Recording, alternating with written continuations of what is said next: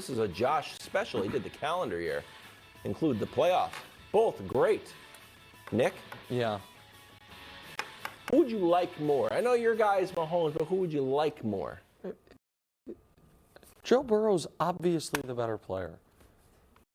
Joe Burrow's been better than Josh Allen at every moment, at every football step. He's been better, and he's accomplished more.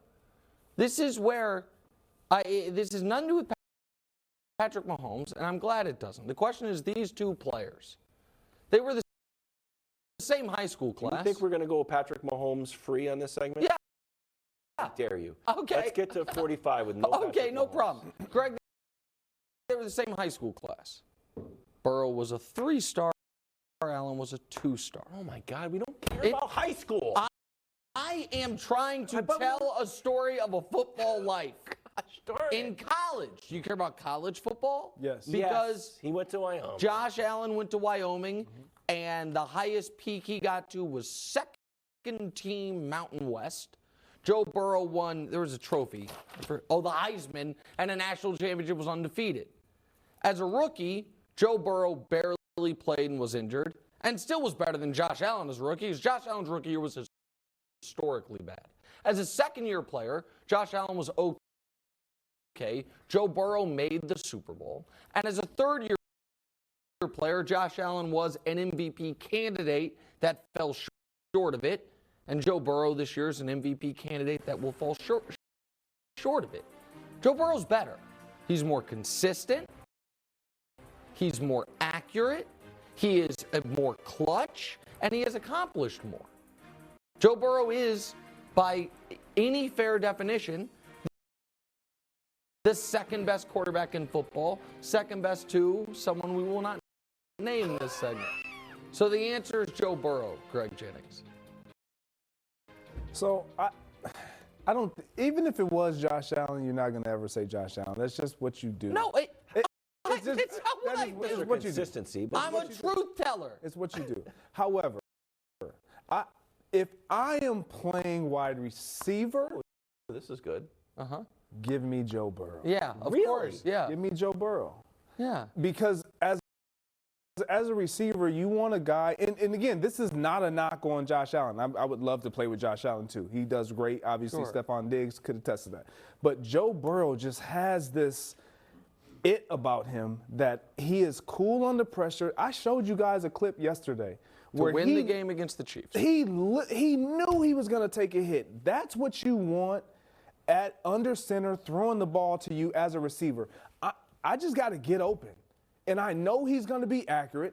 If he's on his feet and he has time and he can follow through, that ball's coming to me and it's going to be on point. I love everything about Joe Burrow. I don't like comparing these two because they're so different styles of play and players. But Joe Burrow, if I'm playing wide receiver and you look at Jamar Chase and T. Higgins and Tyler Boyd and all those guys, and there's a reason why they're so successful. And can I add one other thing, Sure. Wilds? Because we did those full screens, and we did something a little tricky with them. Because we did total yards. Because for Josh Allen, in order for him to stack up to the best quarterbacks in football, you have to include his rushing Well, it's stuff. modern day football. We're not doing football from the 60s. No. But here's the thing.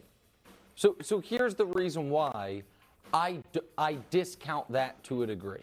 Because I do not think that part of his game is long-term sustainable.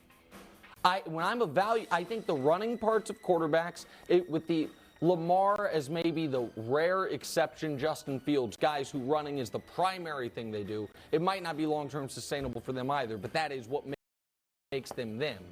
I don't think Josh Allen is going to be able to be this bulldozing power back, 15 times a game late into his career or even midway through his career. The throwing stuff is what has to sustain you. And I think by any fair measure, Joe Burrow's the better passer.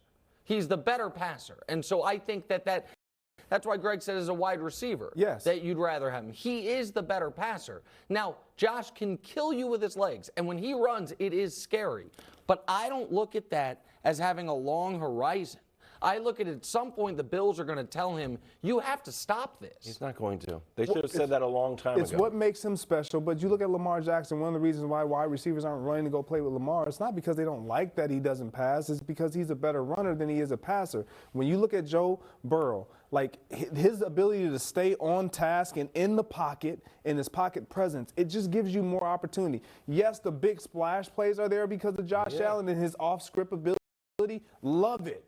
But to that point, if I'm a receiver, give me the guy that's going to be in the pocket and just dice them up every time. Or do what Aaron used to do, which is, and there's a quarterback that plays in the Midwest who does this quite well right now, but I won't name him. That counts. Which is, That was the point. what do you mean? I was talking about Russell Wilson. Denver's the Midwest. It is the Mountain West. Which is have the ability to run, but only do it as a last resort or pylon in sight, first down marker in sight. Not on a random 2nd and 8, I'm going to run quarterback power. Like Aaron did that in his heyday. Great. That's something that to me is the best way to have the quarterbacks run. Okay, you did okay. Where will Derek Carr end up next? Craig Carton. Bring him on the show. Yes. In the blazer? We'll see. I'm not sure what he's wearing. Below, you give me a guy that can actually play the position, and I will take him. Yes, 100%. We will take Derek Carr like that. Can I push back a little bit? Please. Sure. What about all this Mike White? You don't hear that the from Mike me. White parade. Because I was the only guy defending Zach Wilson, and we don't have to get. We can leave the Zach Wilson, but there seems to be some real enthusiasm for Mike White. The team seems to rally around Mike White. Do you think that Mike White could be the solution if you don't get I don't know. I mean, theoretically, he could be a solution. We haven't seen enough of him. I think people are in love with Mike White. It's like being like the tallest dwarf in the circus, right? Just because you're the tallest dwarf doesn't mean you're tall, right? Just compare yourself to the other people in your world. And he's not Zach Wilson.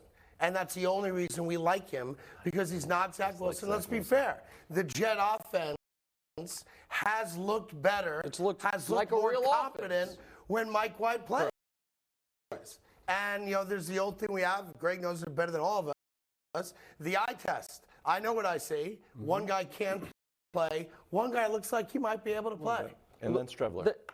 And then Strebler, by the way, great story, right? So no one ever heard of the kid. He was a gunner on the special team squad this past August, and is also a quarterback. Came in, and in the summer, in the preseason, led the Jets on 3 come-from-behind victories.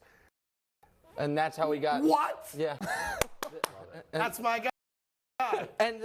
So listen, I think Carr would be the best quarterback the Jets have had since the first year of Vinny Testaverde, since '98. So that year was special. Obviously, AFC Championship right, game, Denver and then Vinny, Broncos. the next year tore his He Achilles, tears his and the whole thing Achilles goes week to hell. 1, the whole bit. But I think Carr. I don't think Carr is great. I think Carr is the definition of an average NFL quarterback. Sure. But if I happen to believe, Greg, that the Jets, you look around and it's like, okay, Quinnen Williams is awesome. Yep. I think Sauce Gardner is already arguably the best corner in football, certainly en route to being that.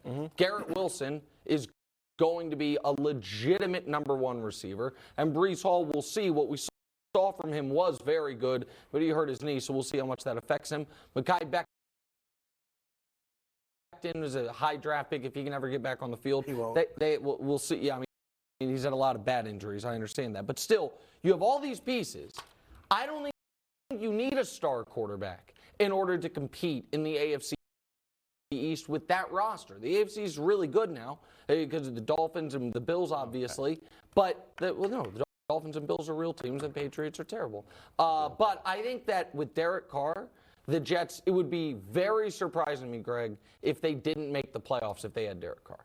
Yeah, it would be surprising if they didn't make the playoffs. But for me, I don't like it. I just don't like it because I don't know if Derek Carr is ready to live up to that type of pressure and expectation. He's a cautious quarterback. I love Derek Carr. I think he's a really good quarterback. I love him even more as a person, and I don't even personally know him. But with this market and the expectation that fans like Craig have. Like, it's not just a plug and play and then, oh, yep. Because the expectation, if Derek Carr gets here, will be playoffs, deep run in the playoffs, and potential, can we win a Super Bowl? With how good that defense that defense is. If you consider that the New York Jets are, possibly going to the playoffs this year, unlikely, but possibly at least in the conversation for it, and that's with incompetent quarterback play. Exactly right. If you give me an average to above average, legitimate NFL veteran at quarterback, that's all I need, and I'm at least in the tournament. I mean, Saleh's trying to build in New York what he was a part of in San Francisco. Great defense, weapons on offense, a quarterback that doesn't mess it up. Exactly right. Go ahead. No, so I want to show you this